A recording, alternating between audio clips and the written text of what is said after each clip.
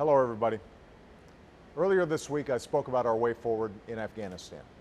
And I said that because of the extraordinary work of our men and women in uniform, civilians, and our coalition partners, we will soon begin bringing our troops home, just as we've begun doing in Iraq. After a decade of conflict, we're finally bringing these wars to a responsible end. That's in the best interest of America's security. And it's also in the best interest of America's economy. Even though we've turned our economy in the right direction over the past couple of years, many Americans are still hurting. And now's the time to focus on nation building here at home.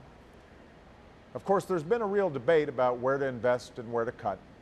And I'm committed to working with members of both parties to cut our deficits and debt. But we can't simply cut our way to prosperity. We need to do what's necessary to grow our economy, create good middle-class jobs, and make it possible for all Americans to pursue their dreams. That means giving our kids the best education in the world, so they have the knowledge and skills to succeed in this economy. It means rebuilding our crumbling roads, railways, and runways. And it means investing in the cutting-edge research and technologies that will spur growth in the years ahead, from clean energy to advanced manufacturing.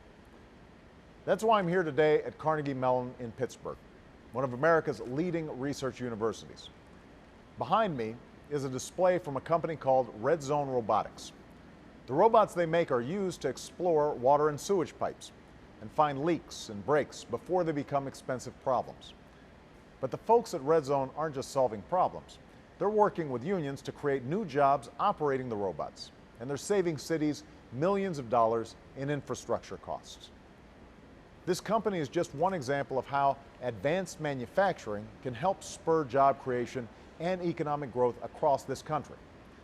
That's why this week we launched what we're calling an Advanced Manufacturing Partnership. It's a partnership that brings our federal government together with some of America's most brilliant minds and some of America's most innovative companies and manufacturers.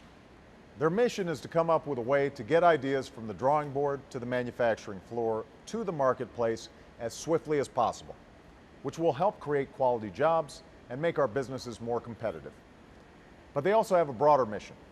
It's to renew the promise of American manufacturing, to help make sure America remains in this century what we were in the last, a country that makes things, a country that outbuilds and out-innovates the rest of the world.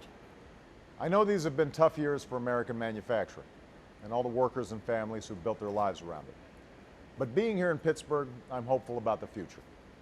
I'm hopeful when I think about how companies like Red Zone are reinvigorating manufacturing, or about how what started as a small trade school is now a global research university. We're people who've always adapted to meet the challenges of a new time, who've always shaped our own destiny. And I'm absolutely confident that that's what we're going to do one more time. Have a great weekend. Bye-bye.